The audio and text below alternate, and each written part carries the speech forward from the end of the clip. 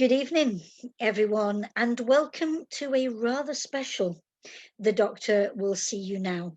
Anybody who's familiar with the special delights of Dr. Noir will know that there is a very significant passion for what over the years has become known as Nordic Noir, but we're going to narrow it down this evening to an even greater delicacy, that which is known as Icelandic Noir. We are going to be discussing the second book in the Iceland Crime series, published by Corylus Books this month, out hot off the press and available on Amazon. That book and Kobo as well. Thank you, sir. That book written by Sólveig Pálsdóttir, our guest this evening. Welcome, Sólveig. How are you? Thank you. I'm fine. Thank you. Thank you. It's great to see you. Welcome to the consultation room. And she is joined by none other than the man without whom none of this would be possible, Quentin Bates, author and just the most amazing translator. Quentin, welcome. How are you? Oh, I'm just blushing now at your kind words. They are true words, Quentin, because without your skill, dedication and drive, we wouldn't be having this meeting this evening. This consultation would not be taking place. So for all the work you do in so many ways, really, really grateful for that. So true. So true. Yeah. Thank you, Quentin. Stop it. So just by way of introduction, for anybody who is not familiar with Sólveig, she has been writing for nearly 10 years now, writing crime fiction, but it's only been in the last year or so that we've been able to enjoy that writing in English. She has a background of studying literature, of teaching literature, linguistics, and drama and public speaking, but she's a trained actor. She's worked in theatre, TV, and radio. But tonight we're wanting to look at that crime writing, and we're wanting to celebrate the release of Silenced. There are 3 books in the series that come before. And they are available in Icelandic and German. All Sólveig's books have been they've been nominated, shortlisted for the Icelandic Crime Fiction Award, for the Blood Drop, and if my memory serves me well, you won the Blood Drop, did you not, Sólveig? Yeah, I did, for Silenced. So yeah, even more reason for us to be excited about this book, an award-winning book, and important for anybody who doesn't know to let you know that those crime fiction novels from Iceland that win the Blood Drop then go forward to be entered into the Glass Key Award, which is of course that Scandinavian Nordic Crime Fiction Prize. So fabulous, Sólveig, the fact that your work is recognized within those circles.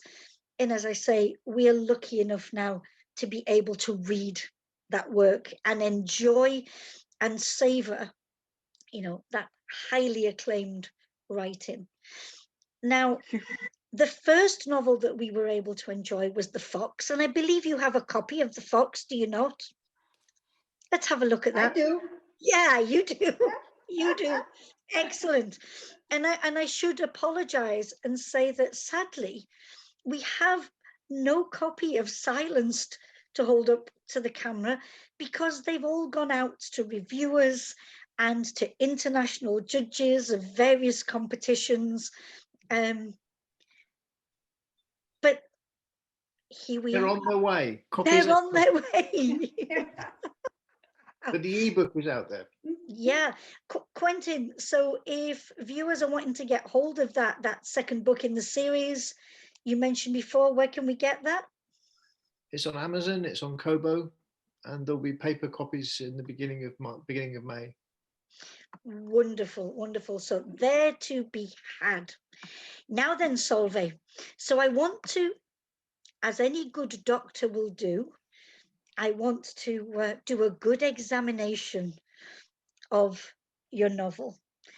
And the first question I would like to ask you is, when we get into Silenced, we soon realize that this isn't the typical kind of novel. When you think of Nordic noir, crime fiction lover says there's no serial killer here, there's no dark forest, we're not in the ice snowbound environment, and an environment that you have used before, but not in this novel. Why not? Why different in this novel?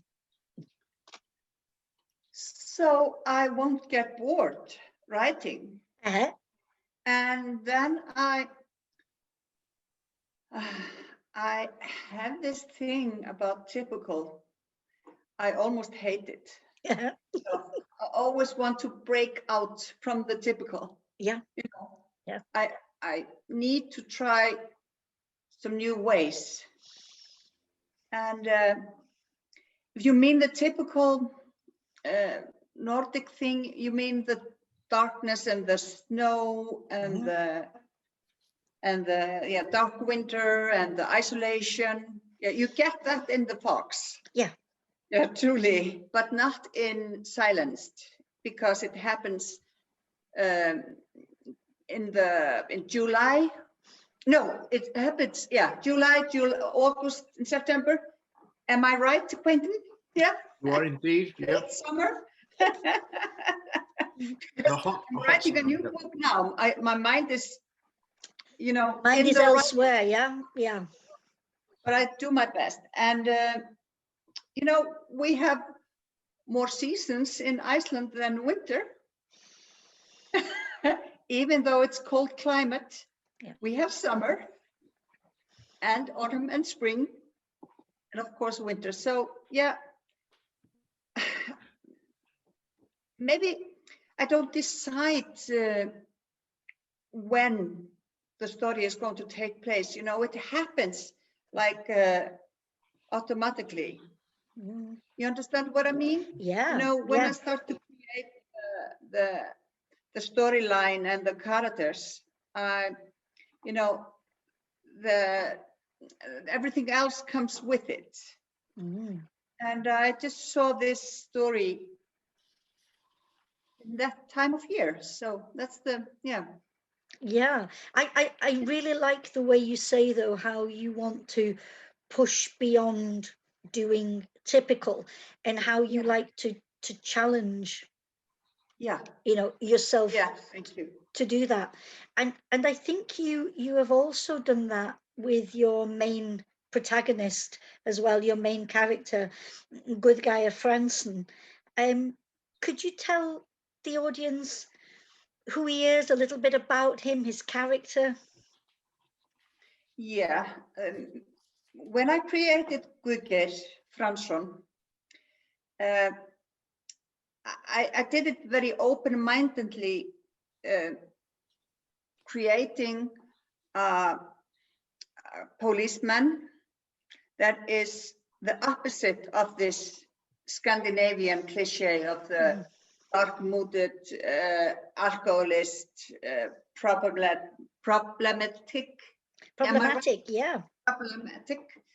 character. So many have created.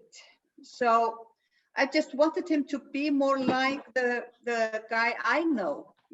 I have few friends in the police force, and they are, just normal, very normal family guys with they live very normal life. But Guðgeir is not that normal that he's boring. You don't misunderstand me. Yeah. He has, of course, his faults, like we all do. And, you know, from the first book, and in every book he develops and his life changes. So things that were not in, you know, his life changes. So, you know, we get to follow his story and his family story in every book. He's not always the same. He you know, he goes through changes like we all do. So yeah. So that I was going to say, yeah, that's perfect. Yeah. That is perfect. And I was going to say what I think one of the aspects of Silenced that I really appreciated was the interaction that he has with his daughter. Mm-hmm. Mm-hmm. You know, because of, you know, what is happening in her life. And you know, I just think it's a very special bond that they seem to have. In the first book, the actor Olaf, his daughter, is only 13, and in that book she hates every minute she's seen with her father. You know, she's a typical teenager, and so we get her story and story of every family member throughout the books. But just to make sure, of course, it's a series, the books are, but they can be read as standalone. You don't need to know the backstory, you know, and you don't need to read the books in a row. That's not necessary. So, yeah. It's great. Yeah, Thank the you. family bonds are very important to me. Thank you. Now, you bring us back in the Fox. You had us out in the wilds in the east. You bring us back to Reykjavik. And you also take us inside a prison. Yeah, into a prison, because it starts with suicide of an artist who is, she's in prison. She's been accused of almost killing a child, and she ran into a house in a car. She's been using drugs, and she commits suicide in Hólmsheiði. It's a new prison in Iceland. Yeah. Yeah. Have you been inside the prison, Sólveig? No, I haven't, but I have studied drawings of it, and then I'm so lucky to be very well connected, so I can easily get information. So I just call people or send them messages and get every information I need, and so I did. That's wonderful. As right as possible. Yeah, and I think as well, what comes across is that sense of claustrophobia in the prison when Gudgaya and the team go to the scene of this suicide. You really, you feel the small dimensions, the closed doors. It's projected very well. Now, if I may, I would like to bring in our magical translator at this point. Yeah. And I should say, I should also mention Quentin's crime novels as well. Again, if you wish to be transported to Iceland, get hold of his books. They are tremendous. But we're here to celebrate him as that magical translator, as we've said. And the title, Quentin, Silenced, I understand that there had to be quite a bit of discussion on how to maybe translate that or change that from the original in Icelandic. What is the original in Icelandic? The original title is Fjörtrar, which is, it means shackles in Icelandic. but but in English, a shackle is a very specific thing. It's a metal restraint, whereas in Icelandic, fjötrar, a shackle has a much wider meaning. It means a bond, and it can be metal, or it can be a piece of rope or something like that. Whereas in English, it's very specifically a metal handcuffs or something like that. So we didn't. So it seemed. It didn't seem to fit. The term shackles didn't fit because there are no specific shackles in the book. Or was that's not a spoiler, is it? No, because I was waiting for these handcuffs to turn up and they never did. So it seemed to come. We needed to go in a slightly different direction, and the theme of silence, because you have this theme of people's being made to keep quiet, or being railroaded into a particular situation that they don't have, that they're not comfortable with. So silence seemed to fit more effectively. Okay, so silenced, and because I'm thinking of those bonds, and maybe it's because of certain ties, and of course I don't mean these kind of ties, but ties between people, and why they would. Yeah, and we didn't want a title that would lead the book to a BDSM readership. Yes, we didn't want people. We didn't want people looking for one thing and finding the wrong thing. Exactly. The search term problem as well. So that's one of the reasons for the change of silence. But silence seems to fit nicely. Yeah. It seemed, and Sólveig was happy with it. So and if she's happy with it, then I am. Yeah. It's a good one, because fjötra can also means in Iceland. In Icelandic, when the family ties are so strong, they are almost like prison in a way. Yeah. That's. They're almost like a binding. Yeah. Yes, exactly. So I'm very pleased with silence, because I always start writing every book with a theme. I have a strong theme. I need to have something to say, without, there's no propaganda or anything like that, but I need to have something to say deep in my heart. And that's certainly the case with this one. Yeah. Did you start with the title? Did you have the title right from the very start? No, sorry, no. I'm jumping in here as the interviewer here. It's great. That's lovely. No, I didn't. I think title is the hardest thing to discover, because it needs to be, I need to have the right feeling, the emotion for the title. So I find it really hard to get a title right. Yeah. And for at least half of my books, the publisher has just said, no, we're going to call it this. Yeah. But when you get the right title, it's so obvious. Yes. It's just, why didn't I think of it? In the first place. It was staring me in the face right from the very start. Yeah. Like my first book, The Actor. It's built on my experience in the theater and in movies.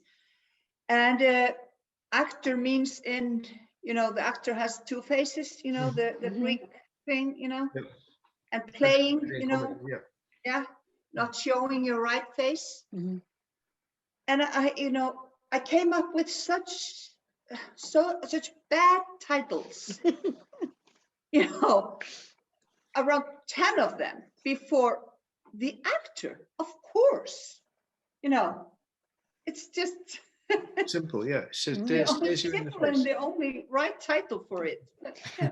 And sometimes as well, maybe it's that thing of just seeing how things go before you have to put a final title to something.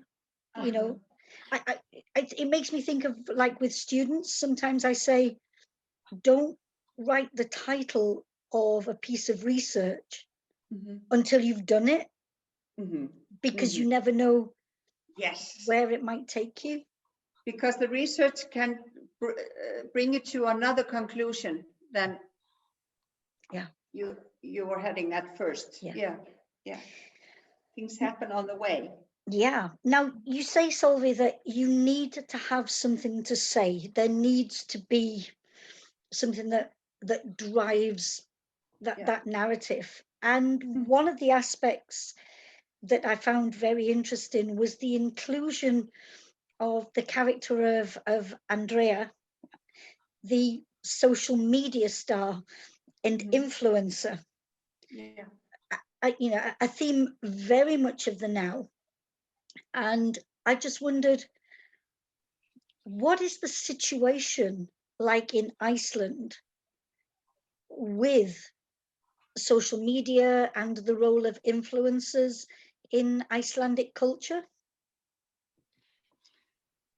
It's heavy. I mean, we have a lot of influencers here, and some of them are okay, and they, they have they understand their responsibility, but others don't. And I got this idea of having an influencer in the book very soon, very early in the writing, and started to follow some of them and read a lot of articles and talk to young people, and just to get this insight information. And then it was maybe one of the ignite or to trigger. The trigger, yes. There's a young woman young girl in my husband's family, and she's suffering from anorexia. Yeah, and she lives in a rather isolated place, and gets all her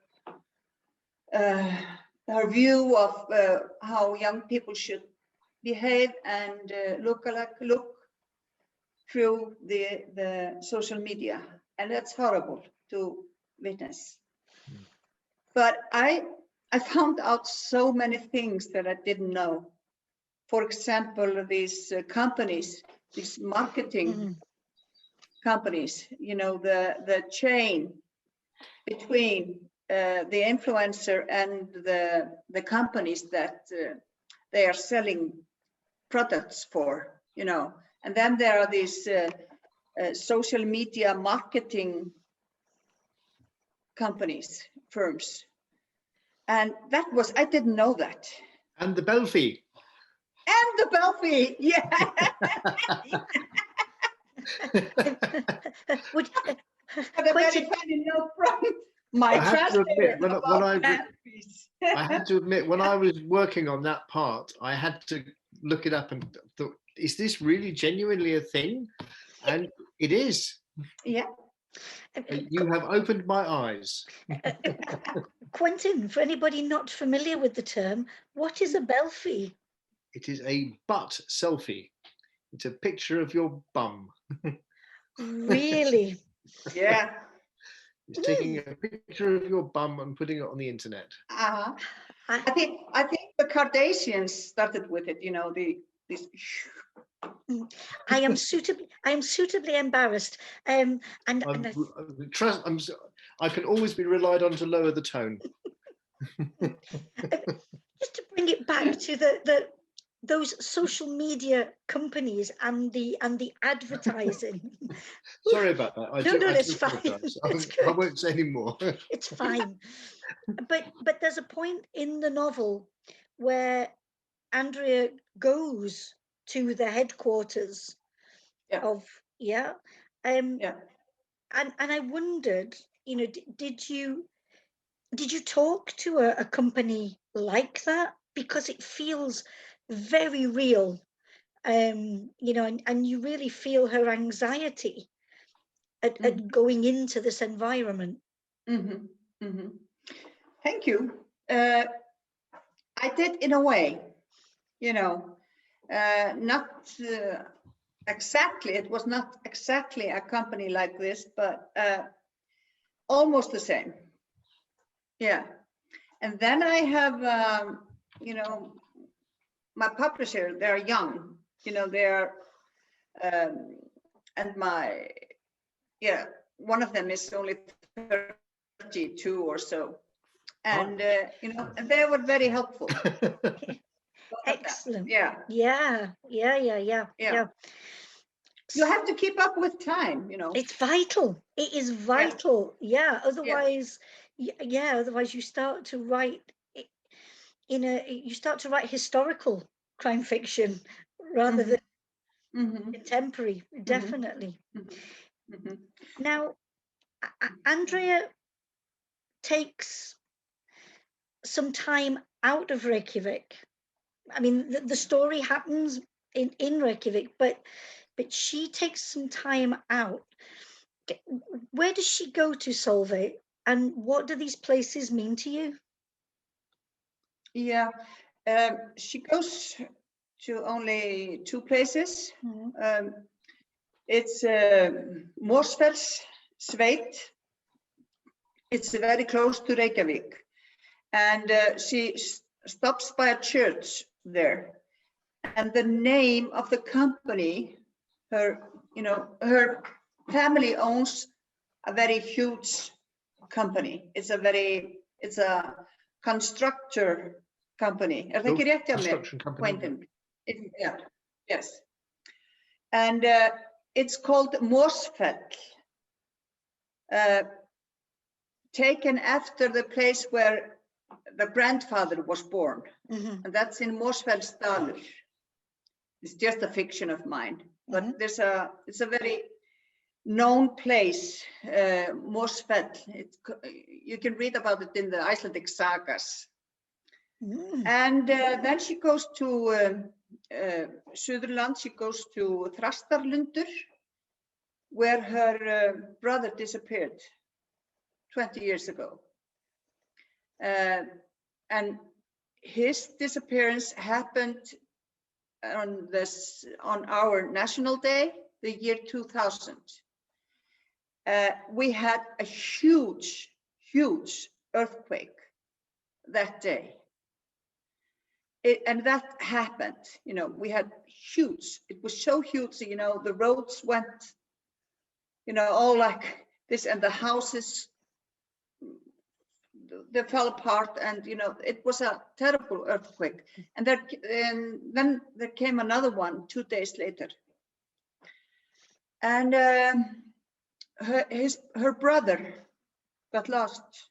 You know, there haven't been any trace of him after that.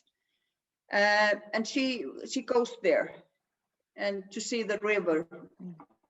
He was camping there by the river with friends when he disappeared. Yeah, and it's a beautiful place, but not that day. Yeah, not when there's an earthquake happening. However, yet again, Sólveig, I think it's interesting. You don't give us, as we've said, that typical dark Nordic cold setting, but you do give us that aspect of Iceland, which is nature, you know, is so very much part of what is going on. If we think now the way that the volcano is happily bubbling away. Yeah. Thank you, Jackie. I'm very pleased to hear that, because nature is a big thing for me. Yeah. And I think it's so important to be connected to the nature. You know, I truly believe if you are disconnected to the nature, it's bad for your health. It's bad for your ability to create. You know, I know it sounds very, but I think you need this connection. It's so us human beings. Yeah, the whole thing of well-being and creativity and keeping that connection. I firmly believe that. Let's talk a minute though about connection between author and translator. Yeah. Mm-hmm. So, and especially during this time where, unlike maybe previously, people may have been able to meet, we haven't had that possibility of meeting face to face in real life. So I would love to know about how it's been, that connection between author and translator in bringing Silenced to the reading public. I only want to say that I trust Quentin Bates completely for my writing, because he is a writer himself, an author, a very good one, and he knows his Icelandic, and he knows he's so well into the Icelandic society. And then I know that that if there are something that he's not sure about, he will just contact me. And I couldn't be happier. Well, thank you. Because we had a couple of conversations to start with. About halfway through, I think it was. We went over a few points and made a few decisions between us, and there was nothing. There were no huge problems there. The longest discussion was over the title, wasn't it? Yeah. Yeah, we were wrangling over what would be the best title for a long time. But apart from that, we had no real problems. It's been this actually. I ought to say here that Sólveig is a joy to work with, because how can I say this be tactful? Those of us who translate into English are in a bit of a special situation, because our translatees can read what we've done. Because if we were translating into Finnish or Mongolian or Portuguese, then there's not much chance that your translatee is going to be able to read what you're writing. But because we work into English, they can all read it. And sometimes they have strong opinions. And occasionally, the authors I work with are very variable. And sometimes you get a manuscript back with a forest of red lines all over it. Sometimes with comments or suggestions that sometimes they're helpful, sometimes they're very unhelpful. Let's not go into the horror stories. No, because we're here to celebrate, and that's the main thing. I sent Sólveig the manuscript to read and said, look, here it is. Can you read through this and check I haven't done anything really stupid here? And I got a one-line message back. And it said, I'm very happy with the translation. Thank you. That was it. I only looked at the parts where Andrea is and the social media, because these were the only parts I was worried about. Okay. But you got that. I got the Belfie right. Yeah, you got the Belfie right.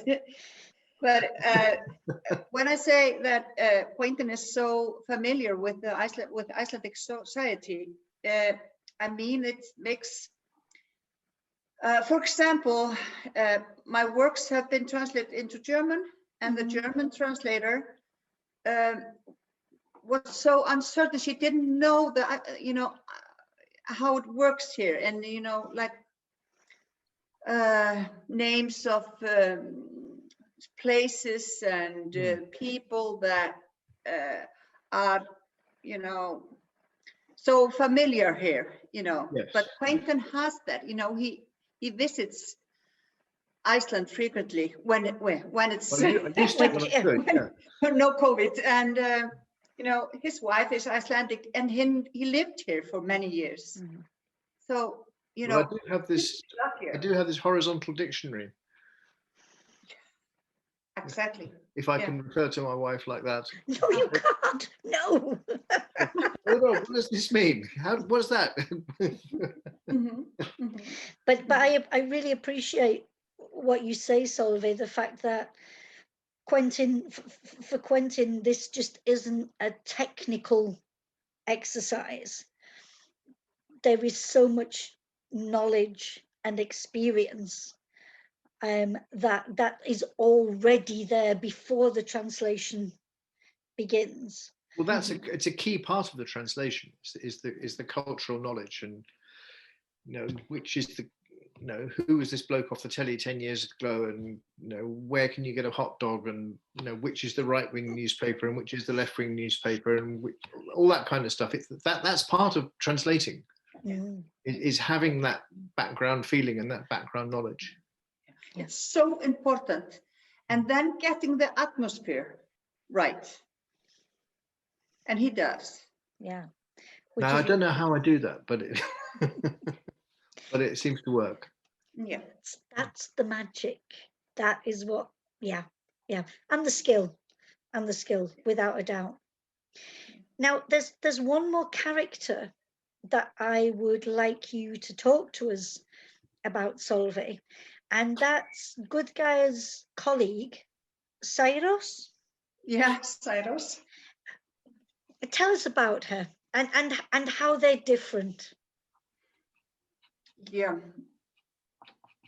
Guðgeir is more relaxed, she's rather, Cyrus, I love her, but she's very stiff. And she's not very humorous. Hún ferkantuð. Hún ferkantuð, square. Yep. She's very square, but she has humor, but a bit odd. And she's always in competition. She in everything she does. In sports, she's a lot in sports. She's much in sports, and in work, and in everything.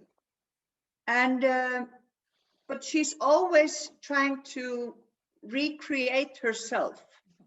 So she reads a lot of what do you call it? Self-helping. Yeah, self-help. Yeah. Yes. And she goes to every course in that matter she can. And she even takes a course in how to be humorous.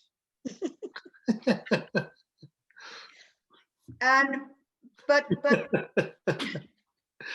she has more to it than this, because she had a difficult childhood.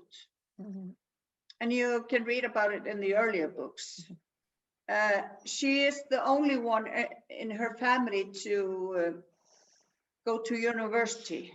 She started to learn law, but she needed to stop after 2 years because she had to help her siblings. Yeah, so she has her backstory, and the backstory is quite different from what a lot of her colleagues think she has. She thinks, we Icelanders, we talk about being born with a gold spoon in your mouth. Sorry, we only get as far as silver. You go as gold. Oh, sorry, we use silver. Yeah. I was taking it up to the next level. Why not? It's the affluent Icelandic family. Great. Ours is gold. Because they think many of them think that she is born with a silver spoon in her mouth, but she isn't. And once again, I like to play with the what you see is not always the fact, I need to bring the consultation to a close, sadly. We could be here. Oh, it's beautiful to be able to discuss. We could go on for hours. We could. It's wonderful. Would it be wrong of me to ask Sólveig, because I think now that in English we're able to read your work, and I know that people are becoming quite fond of your main detective and the other characters, but especially this main detective, will there be more? Yes, I'm writing a new one. Yes. No.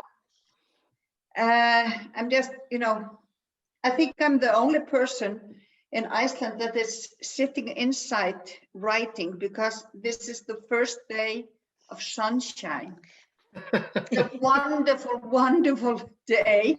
Everybody are outdoors in some activity, but I'm writing. I'm sitting in my office and writing because I have a deadline in a month for the first script. And it's Guðgeir, yes. Wonderful. The whole gang. Yeah, yeah. And Cyrus and Elsa Guðrún. And Quentin came up with the name Elsa. Did he now? Yes, he did. Tell us about this, Quentin. Because originally the character was just called Guðrún, but because we had a Guðrún and Guðgeir, we didn't want to have two characters that had the names that were too similar. So rather than getting rid of Guðrún, we just added a second name for her. So we called her Elsa Guðrún, which Sólveig suggested the Elsa. So we just tacked two names together to distinguish her a little bit more easily from Guðgeir on the page. Yeah. Another wise translation, if we can call it a translation move. I know because of a book club that I'm part of, and we read constantly crime fiction in translation, and people in the group say so many names that are so similar, it's hard to. So I think it's a really good choice to have done that. That whilst it might have changed the original, it makes that translation, maybe not as problematic for those of us that aren't familiar with Icelandic names. It's a good rule to have not have too many names that start with the same letter. Yeah. When I wrote my first book, The Actor, I didn't know that. And Guðrún or Elsa Guðrún is a character that appears in my first book and very little in my second book. Then she goes away for maternity leave. She has twins. And then I took her back in Silenced because she was so, I liked her so much. I really wanted to write more about her. And then there were two of them together, Guðrún and Guðgeir. Yep. So I was stuck with that problem. But now she's Elsa Guðrún, not in the Icelandic version, but yeah. But in the English, yeah. Yes. Yeah. Well. So I'm looking forward to seeing the next book when it shows up. Thank you. Do you have a title for it yet? No. Okay. You want to hear the working title? Go on. Can we? Yeah. It's Heima-ey. Okay. It's the Heima-ey is the name of the biggest island in Westman Islands. Yeah, the Westman Islands chain. The only one that's the people live on, where the Does town it take place is. in the Westman Islands? Yes, a part Interesting. of it. And it's a very, the landscape and the atmosphere in Westman Islands in Heima-ey is very special. I've been there a few times. I think I'm going to go there for a weekend in May, just to let it sink in a little bit more. Okay. Yeah. So I shall look forward to putting Heima-ey into the queue of translations. Yeah, but I'm not sure Heima is going to be. Okay, or whatever the title turns out to be. Yeah. only- Thank you. There's only 2 in the queue at the moment, so it could, yeah. No, maybe 3. I'm not sure. I hope it will not be a disappointment. I don't. Yeah, I am sure it won't be. So, on that wonderful note, knowing that there is more on the way from your detective and his team and his family, I want to thank you both so much for being here and discussing a text that is very special to me. I know it's special to you. Would highly recommend Silenced to people watching. Sólveig, thank you so much. Quentin, Thank you. thank you so Thank you. much Thank for all that work that has gone into producing a superb crime fiction novel, a superb piece of Nordic noir. And I look forward to seeing you both as soon as we can. Goodbye Yes, for thank you now. very much. Thank you. Thank you. Now you leave me blushing. Thank you. Bye. Bye-bye. Bye.